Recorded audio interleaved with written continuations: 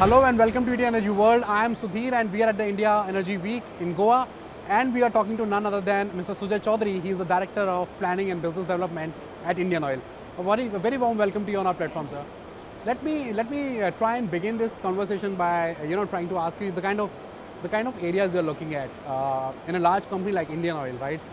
Areas like petrochemicals, for example, or natural gas, international business, even alternative energies now these days. Very important areas. Can you brief us on some of the key trends that are emerging in these areas, particularly areas like petrochemicals, right? A huge growth is happening there. So what are the emerging trends, if you can talk about? As you know, India has hunger for energy now. And India, last year we grew by around 7.5%. This year the projections say would be 7 odd %. So if India has to grow at this percentage, then obviously the demand for energy peaks. So India has a challenge which Honorable PM is repeatedly saying, that it has to be affordable, it has to be just, the transitions have to be just, and energy has to be affordable at the end of it. And it has to ensure that it reaches every corner of India. So Indian Oil is actually doing that. If you look at the reach of Indian Oil, it reaches every corner of India where almost nobody is there. In those fringe areas, I don't think even the public sector counterparts are there, very few. So that reach we have ensured. Now, having said that, whatever we need to do for the transition, and India, as you know, is a voluntary contributor. India was very vociferous also of a just transition. And you have seen how India's renewables have grown over a period of time compared to anybody. Today we are the 4th largest renewable player. If that has to happen, which Honorable PM rightly feels that India also should transition, so there also Indian Oil has an important play. Because if today the energy dynamics change, energy profile changes, I should match that energy change for my customer as well. So Indian is working broadly all these spheres to ensure availability. You have seen that we are the only company who are increasing refining capacity from 80 to 107. It's a significant number. So we are doing that. We are doing increasing our basket of gas. This year, our gas would increase from 4.5, which used to be, to 6.2, 6.3 odd. Yeah. So a significant jump. How? The imported LNG did not grow that much, but we lapped up what was available domestically. That is how HPHT gases, and that is how we could increase our share of gas sales. So that is how, in every sphere, if you see, petchem, we have already declared large projects as large as 61,000 crores. Because we strongly feel that if urbanization has to increase based on these projections, if India's urbanization is slated to reach around say 45-46% by 2047, then this part of the world will need large quantities of petchem. So increasing petchem capacity, at the same time ensuring that recycling of plastics is also very important, which we always keep on saying. So we have a huge stake in recycling as well. I think we are the only company who brought a sustained basis availability of recyclates. We call it cycloplast. You have also seen our endeavor in the recycling of PET. So all in all, we are there in every sphere trying to ensure that in line with the country's vision, we position ourselves in every sphere of energy. Yeah, so that's what I'm saying. From the point of view of accessibility, if accessibility is the goal, one of the major goals they're trying to achieve, then what would be a better industry than, let's say, petrochemicals or natural gas, right? And that brings me to my second question, which is about CGD, right? A lot of growth has happened in CGD space within natural gas in the past some time, and the way it has expanded to cover the entire country, right? It's huge. Now I want to understand. In the growing CGD story of India, where does IOC fit in? How are we trying to, ensure that we become one of the major players there, right? We already have a lot of private sector presence there, and other PSUs are also present. So how do you want to capture that market? Look at the gas business which we entered. We entered pretty late, 2003 odd. By then, GAIL was already there. They had become the aggregator for CGD. So we entered late, but what did we do? We picked up a very important element which is now growing substantially, which is LNG by road. Now, heavy trucking cannot migrate to CNG. It either has to migrate to hydrogen, which is slightly off, maybe 10 years away or 8 years away, The other option could be LNG, and today we are seeing quite a few transporters or bulk movers moving into that space. So out of the 60, we have 20 LNG terminals in the country, and we have already made 5 of them ready for commissioning. 1 or 2 have already been commissioned. So that comes from one side. Look at the other aspect. If you look at the LNG infrastructure in the country today, we are possibly the only marketeer who has LNG terminal. Nobody else operates LNG. So that knowledge is intrinsic to us. Okay. So regasification of LNG is something which we have now understood. Yes, you have the PLL and etc. where also we have a stake. And as you have seen, the other aspect, the third aspect is sourcing gas effectively. You have seen the 3 deals which we have done in 1 year term, the Total one, the ADNOC one, and the Qatar one. So that shows our interest. Now you come to the CGD portion per se. In CGD space, 26 GA was ours and 23 GAs along with JV partners, GAIL as well as Adani.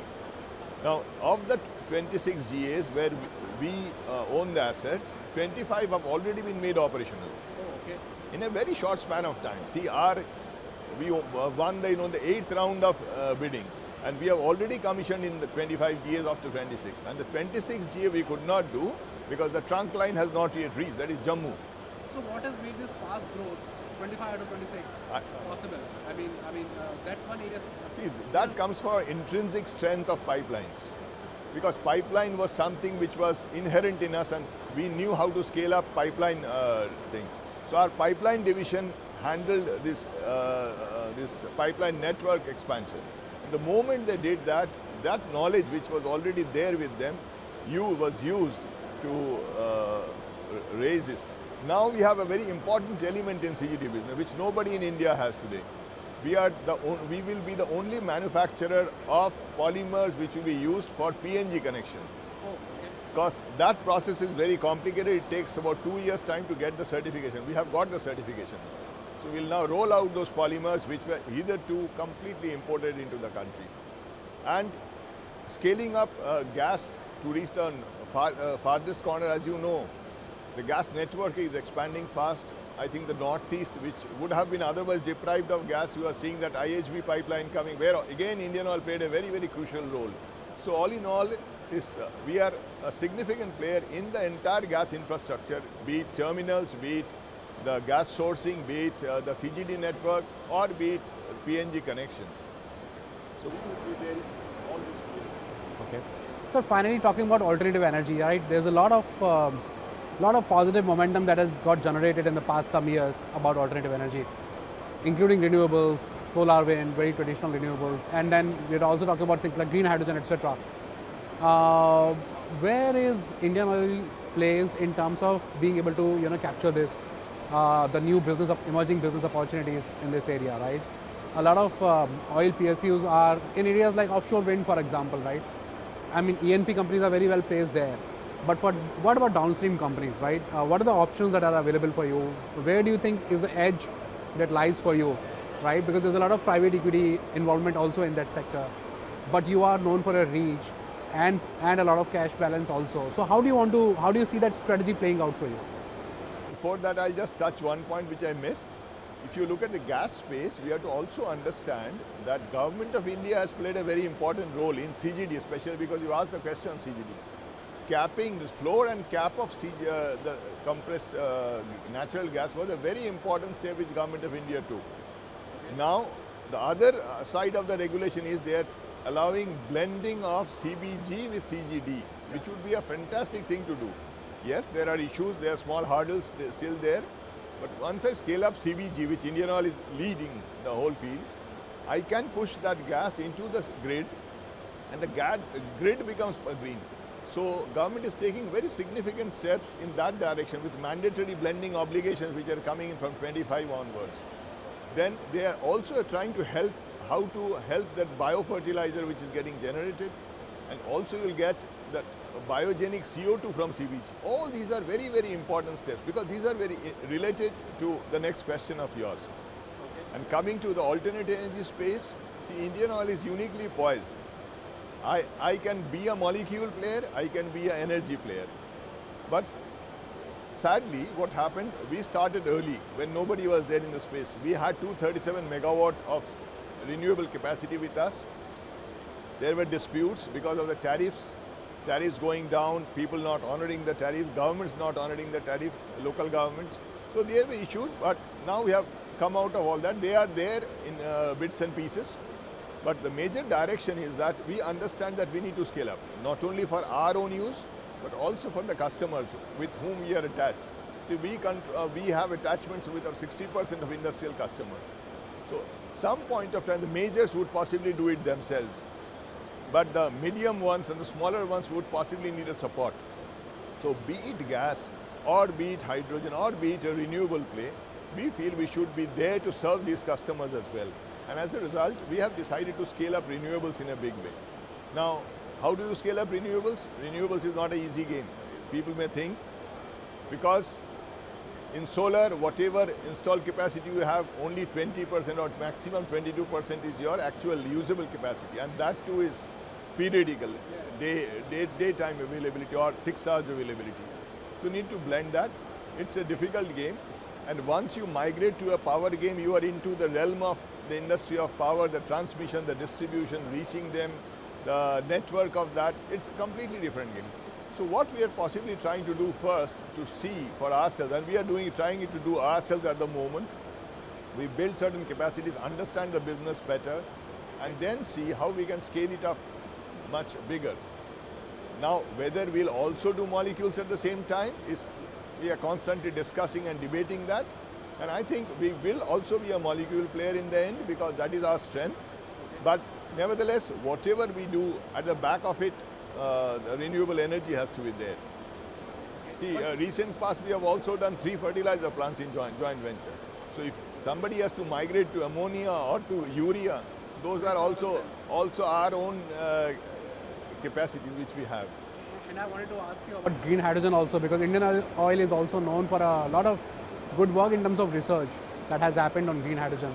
What is the larger strategy there? What is the larger play there? There's still a very strong view that green hydrogen is perhaps many years away. We are still in the pilot phase. We're trying to bring down cost, but then it's many years away. How does Indian Oil really want to look at it? So you look at, the country has 2 hydrogen dispensing stations for automobiles. One at Gujarat, the other is at Faridabad, and both are operated by us. So we are the only company at the moment fueling fuel cell bus hydrogen. Why it is important? Because the specification of the purity of hydrogen has to be 5 nines, 99.999. So that is the purity which you need to achieve to deliver fuel cell buses, which we have achieved at both the places. One grey, which is Gujarat, the other is green, where we are fueling those buses of Tata Motors and supplying. Having achieved that, we have also gone ahead and seen whether biogas reforming to green hydrogen also is important, because that becomes easy availability for India. However, we need to find out whether we'll use biogas as such or go to hydrogen. That is a separate discussion. But how the possibility, etc., we have put up a plant in R&D which is under stabilization. So this path also we have followed. We are doing a lot of work with various kinds of cell configurations to figure out the efficiency of these cells. I don't think we'll be in a cell development space, but we will more be in a use case. We are doing hydrogen storage systems, how to blend hydrogen in pipelines, the pipeline metallurgy specs of that. We have tie-ups with SNAM who's doing that.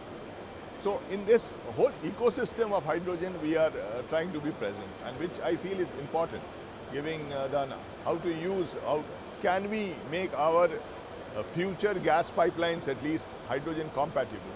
So these are the spaces where Indian Oil is type 3 cylinders, possibly type 4 cylinders, and the hydrogen ecosystem is a space where we are trying to be there. Okay. So if I were to ask you from a planning point of view, planning for the development of new businesses, right, at IOC, what will be the top 2 highlights of this year, of this calendar year, let's say? Very difficult to actually pick up. What are the top 2 things on your mind that you want to, crack as a strategist? See, for Indian Oil, what is very important is to keep the core very stable. The core business, you have seen how the core business also changed during this crisis, Ukraine crisis. So keeping the core steady is very important. So refining and marketing will continue to do. And in that space, what Indian Oil is trying to do, bring out new products. Like you have seen 100 octane fuels. Then you see advanced fuels like AV gas 100 LL. Then you have winter diesel. So these are transformative things. Both from Atmanirbharata point of view, you are bringing in lubricants which are minus 50 to plus 50 ranges. So that is in the space of core business. Other petrochemical is definitely one where you will scale up to a large scale so that we try to minimize the import of petrochemical to the extent possible. It's not easy because the quantum is increasing by the day and certain markets are advantaged in terms of feedstock. So it's a complicated area, but Indian Oil is definitely there. The third is renewable and gas combined is a big space. And to support all of this, you have the pipeline division working there, you have the R&D division working there, and also looking at how to raise finance for these many projects. It's not easy. The quantum of money needed is also significant, but as of now, we are comfortable. So let me ask you a very, very common question, okay? As somebody who is handling business strategy, so to speak, for Indian Oil, what's your view on this, entire electric mobility movement, so to speak, right? There's a very strong view that the pace at which it's growing, there may be in some time in near future, there is going to be a clash for the same kind of space in mobility from the fuels point of view. How do you see that? How do you see that panning out for you? See, I'll give a one-line answer to this. We call our petrol pumps retail outlets. So whatever be the energy form, we'll retail from those retail outlets. So that's the one-liner, but not easier said than done. So we want to be sure in the energy, especially at the electric mobility side. I don't think any other company is doing what we are doing. We are into aluminum air battery. We are doing battery swaps with sun. Then you have. We are also looking at large storage batteries, whether it is suitable or not. We are evaluating these things. But in the two spaces, battery swap, which is more for two-wheelers and three-wheelers, and creating an aluminum air battery, which we feel is more sustainable from India's point of view, is always there. So in overall, and the battery charging units, of course, are coming up. That's a separate thing. That's not. I'll not say that we are doing, but we are helping that infrastructure to grow. Electric mobility is something, but we need to be mindful which technology will take over. This 8-10 years, in my view, is a crucial year. As all the technology is evolving, be it hydrogen, be it biofuels, be it. See, Europe is migrating to biorefineries. We have that strength of ours because of the knowledge of refineries. So we are keeping track of everything. And whichever we feel is the solution for tomorrow, Indian Oil will scale up that. So we are there in that space. Fine. Thank you, sir. On that positive note, I think it was great talking to you, and we really look forward to welcome you again on this platform. Thank you for your time.